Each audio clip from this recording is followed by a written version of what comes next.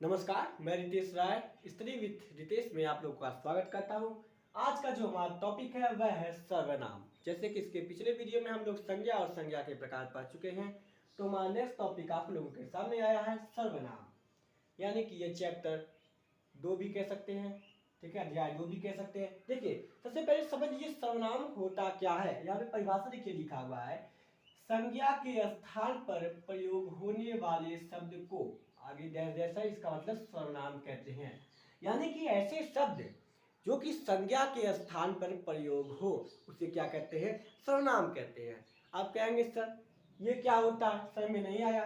समझ में नहीं आया तो जैसे देखिए, जैसे मैं, तुम, हम, वे, आप, इसको क्या कहते हैं, सर्वनाम कहते हैं। आप कहेंगे सर अभी भी नहीं समझ में आया। मैं कहूंगा सुनिए, ध्यान सुनिए।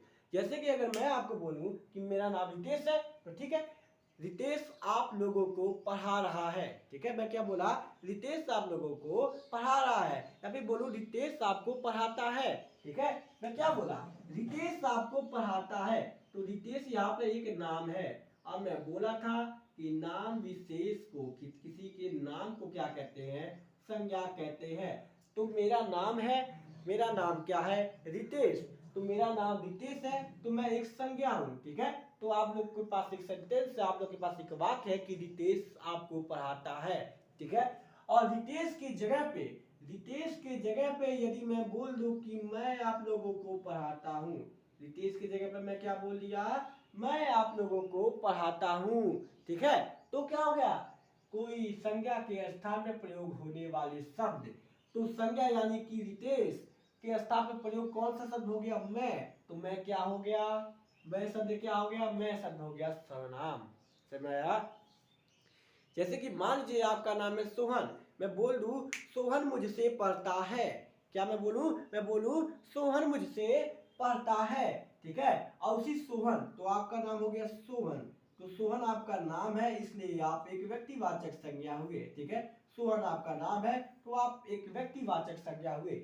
यदि मैं सोहन के जगह पे बोल दूं कि आप मुझसे पढ़ते हैं, सोहन की जगह मैं क्या बोल दूं, आप मुझसे पढ़ते हैं, तो किसी संज्ञा के जगह पे मैं कौन सी शब्द का प्रयोग किया, संज्ञा के जगह पे मैं प्रयोग किया आप शब्द का। ठीक है, तो क्या हो गया, तो क्या हुआ, यह आप जो है, आप शब्द जो है वह क्या हो गया, सर्वनाम है। आशा है कि आप लोगों को सर्वनाम का तो पता चल गया होगा। सर्वनाम किसे कहते हैं, संज्ञा के स्थान पर प्रयोग होने वाले शब्दों को सर्वनाम कहते हैं। जैसे मैं, तुम, हम, वे, आप इत्यादि। ठीक है, जैसे कि यदि मैं बोलूं, जैसे कि यदि मैं बोलूं कि लड़के खेल रहे हैं, मैं बोला क्या, लड़के खेल रहे हैं। आप कहेंगे सर लड़के तो किसी का नाम नहीं, मैं कहूंगा है, मैं कहूंगा है लड़के। नाम किसका नाम है, लड़के किसका नाम है, एक प्राणी, यानी कि जिसके अंदर जीव है, प्राणी का। मैं बोला था किसी वस्तु के, किसी प्राणी के, किसी स्थान के नाम को संज्ञा कहते हैं। तो प्राणी में एक आया लड़का, और कहेंगे लड़का कौन सा है, तो लड़का पूरे लड़कों की जाति को बता रहा है, इसलिए वह जातिवाचक संज्ञा है।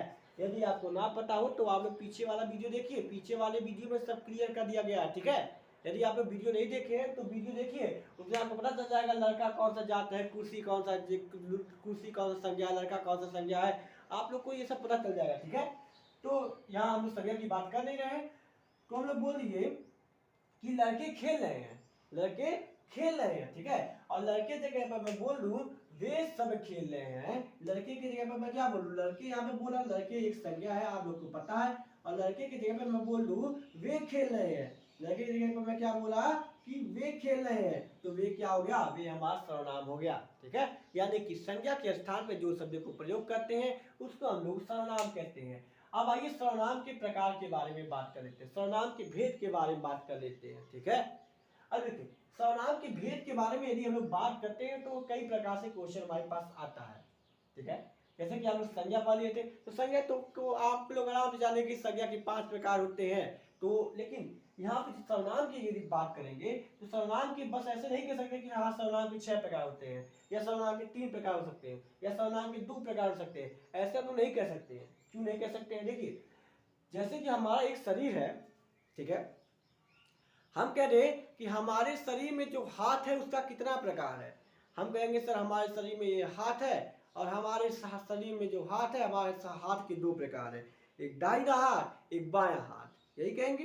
क्या कहेंगे सर हमारे पास जो हाथ है उसके दो प्रकार हैं, एक दाहिना हाथ एक बायां हाथ, ठीक है। और फिर उसके बाद मैं आप पूछ दूं, अच्छा ठीक है चलिए आपके शरीर में हाथ के दो प्रकार हुए, आपके शरीर में कौन कितने प्रकार है? कहेंगे सर मेरे शरीर में जो मेरे पैर हैं, आप मैं पूछा आपके शरीर में जो आपका पैर है उसका कितना प्रकार है? आप कहेंगे सर मेरे पैर के भी दो प्रकार है, एक मेरा दाहिना पैर एक मेरा बायां पैर। मैं कहा कि आपकी जो उंगलियां है आपकी उंगलियां की कितनी प्रकार है? कहेंगे सर देखिए मेरी जो उंगलियां है उसकी 5 प्रकार है, ठीक है। एक अंगूठा हो गया, इधर वाला हो गया, ये वाला बीच वाला हो गया, ये तो काली उंगली कहते हैं, ये हो गया। तो हमारे जो हाथ है, जो हमारा जो उंगलियां है, उंगलियों के हमारे यहाँ पे 5 प्रकार हुआ, हमारे हाथ के 2 प्रकार हुआ, हमारे पैर के 2 प्रकार हुआ। इसी तरह जो सर्वनाम है, सर्वनाम में क्या है? ये मान लीजिए आप हो गए, ठीक है, आप है, आपका बॉडी है, आपका शरीर है, ठीक है। और आपके शरीर में प्रयोग के आधार पर, मान लीजिए प्रयोग मतलब हाथ मान लीजिए, पुरुष की दृष्टि के आधार पर, ठीक है, पुरुष की दृष्टि मतलब पैर मान लीजिए, वजन के आधार पे, वजन के आधार पे क्या मान लीजिए अपना उंगलियां मान लीजिए, ठीक है। तो आपका मान लीजिए शरीर है और आपके शरीर में कई अंग है और उनके आधार पर पूछ रहा है कि इसके कितने प्रकार होते हैं, समझ आया? जैसे कि बोलूँ आपके शरीर के हाथ के कितने प्रकार है, मैं बोलूँ आपके शरीर में जो पैर है उसके कितने प्रकार है, मैं बोलूँ आपके शरीर में जो बाल है उसके कितने प्रकार। कहेंगे सर बाल के भी प्रकार होता है क्या? अब कहेंगे हो सकता है। चलिए आइए तो सर्वनाम के भेद की बात करते हैं। यदि आपसे कोई क्वेश्चन पूछे कि प्रयोग के आधार पर, किसके आधार पर? प्रयोग के आधार पर सर्वनाम के कितने प्रकार होते हैं, तो प्रयोग के आधार पर याद रखिएगा कि सर्वनाम के हमारे कुल 6 प्रकार होते हैं। ओके, याद रहेगा। आइए फिर बात करते हैं पुरुष की दृष्टि के आधार पर, ठीक है। पुरुष की दृष्टि के आधार पर सर्वनाम के कितने प्रकार होते हैं, तो उसका सही जवाब हो जाएगा 3। फिर यदि आपसे बोलूं कि वचन के आधार पर सर्वनाम के कितने प्रकार होते हैं, तो वचन के आधार पर सर्वनाम के प्रकार होते हैं 2। एक बार फिर से रिपीट करिए, क्या सर्वनाम किसे कहते हैं? संज्ञा के स्थान पर प्रयोग होने वाले शब्द को सर्वनाम कहते हैं। उदाहरण के लिए मैं, तुम, हम, वे, आप, वे सभी, वे लोग इत्यादि, ठीक है। इत्यादि मतलब बहुत सारे, ठीक है। सर्वनाम के भेद, तो प्रयोग के आधार पर सर्वनाम 6 प्रकार के हुए, पुरुष की दृष्टि के आधार पर सर्वनाम 3 प्रकार का हुआ, वचन के आधार पर सर्वनाम 2 प्रकार का हुआ। अब देखिए आइए हम लोग एक एक करके पढ़ते हैं, ठीक है। सबसे पहले हम लोग जानेंगे वचन के आधार पर। क्यों वचन के आधार पर जानेंगे? क्योंकि लास्ट में ये है तो लास्ट वालों को हम लोग पहले ही चलते हैं, ठीक है। आइए लास्ट वाले को हम लोग पहले ले जाते हैं और यहाँ बोलते हैं वचन के आधार पर। तो वचन के आधार पर सर्वनाम के 2 प्रकार होते हैं। नंबर 1 एक वचन, नंबर 2 बहुवचन। तो इसके नाम से आप लोग को पता चलता होगा एक वचन और बहुवचन। आपको किसी वचन और वादे की बात नहीं कर रहा कि आप जाकर किसी को प्रॉमिस दिया है तो कहेंगे सर सर्वनाम हो गया, एक वचन हो गया। हाँ कि सर एक प्रॉमिस दिए हैं तो एक वचन हुआ, और बहु यानी कि ढेर सारा बहुत सारा दे दिए हैं प्रॉमिस, तो उसको हम लोग बहुवचन कह दिए हैं। तो प्रॉमिस की बात आपके नहीं कर रहा। देखिए यदि ऐसा सर्वनाम, ठीक है, ऐसा सर्वनाम, सर्वनाम जब बोलूं तो आप जान लीजिए इसी पे घुस जाइए तुरंत, मैं, तुम, हम, वे, आप, इसी पे घुसिए सीधे, ठीक है। इसमें घुसिए ऐसा सर्वनाम जिससे क्या एक यानी कि किसी एक व्यक्ति का, एक वस्तु का पता चले, ठीक है, उसको हम लोग क्या कहते हैं? उसको हम लोग एक वचन सर्वनाम कहते हैं। और बहु यानी कि एक से अधिक, एक से अधिक क्या होता है? 2 होता है, 3 होता है, 4 होता है, 5 होता है, 6 होता है। यानी बहु यानी कि एक से अधिक, एक यानी एक और बहु यानी एक से अधिक। तो बहुवचन किसे कहें? ऐसा सर्वनाम जिससे हमें क्या एक से अधिक वस्तुओं का, व्यक्तियों का जानकारी होता है, तो उसे हम लोग क्या कहते हैं? उसे हम लोग बहुवचन सर्वनाम कहते हैं। आप लोग को समझ में आया होगा एक वचन सर्वनाम किसे कहते हैं, बहुवचन सर्वनाम किसे कहते हैं। तो एक बार आप लोग इसका स्क्रीनशॉट ले लीजिए, उसके बाद मैं आप लोग को बताता हूँ कि कुछ एक वचन सर्वनाम का नाम मैं आपको लिख दूंगा और उसका बहुवचन क्या होगा, ठीक है। एक वचन क्या होगा एक किसी सर्वनाम का, और उसका बहुवचन सर्वनाम क्या होगा। जैसे कि अगर मैं आपसे कहूँ कि लड़का यानी कि एक लड़के की बात किया, और इसका अगर मैं बहुवचन की बात कर दूं तो हो जाता है लड़के, ठीक है, हो जाता है लड़के, ठीक है। यानी कि लड़का जैसे कि नाम से आपको पता चला एक लड़के की बात कर रहा है, लड़के यानी कि आपको पता चला कि एक लड़के की बात नहीं कर रहा है, कई लड़कों की बात कर रहा है। हालांकि ये सर्वनाम नहीं है, ये सर्वनाम नहीं है, ये संज्ञा है, ठीक है। और संज्ञा का मैं बहुवचन किया हूँ, ठीक है। यहाँ पे हम लोग सर्वनाम का बहुवचन करेंगे, ये बात आप लोग याद रखिए। ये नहीं कि लड़का का मैं लड़के लिख दिया तो आप लोग एग्जाम्पल में डाल दीजिए कि यहाँ सर लड़के का, लड़का का, लड़के, ये हम संज्ञा की बात किए, लड़का एक संज्ञा होता है। और अगर वचन की बात करते हैं हम लोग यानी कि सर्वनाम की बात करते हैं तो सर्वनाम में हमारा मैं, तुम, हम, वे, आप, इसी से सारा खेल खेलेंगे। एक बार स्क्रीनशॉट दे लीजिए आप लोग, फिर मैं आगे बताता हूँ।